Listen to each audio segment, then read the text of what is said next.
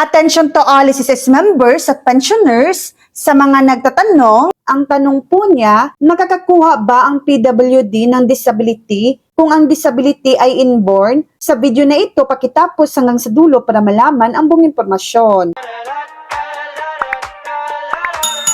Oo po, pwede. Pero may mahalagang kondisyon. Pangunahing panuntunan, hindi ipinagbabawal ng SSS ang kapansanan na likas o inborn. Ang mahalaga ay kung kailan ito naging permanente at nakakaapekto sa trabaho. Kung nagsimula o lumala ang kapansanan at naging permanente habang miyembro ka na at nagbabayad ng ambagan, pwede kang mag-avail ng SSS Disability Benefit. Kung buo na at permanente na ang kapansanan bago pa ka naging miyembro ng SSS, hindi ito sasakop sa benepisyo. Maliban kung may patunay na lalo itong lumala habang may ambagan ka na. Iba pang kailangang matugunan, dapat ikaw ay rehistradong miyembro at nakapagbayad ng kahit isang buwang ambagan bago ang semestre kung kailan napatunayang permanente ang kapansanan. Dapat patunayan ng doktor na ito ay permanente at kabuuhang o bahagyang kawalan ng kakayahang magtrabaho. Sinusuri ito ng SSS doktor.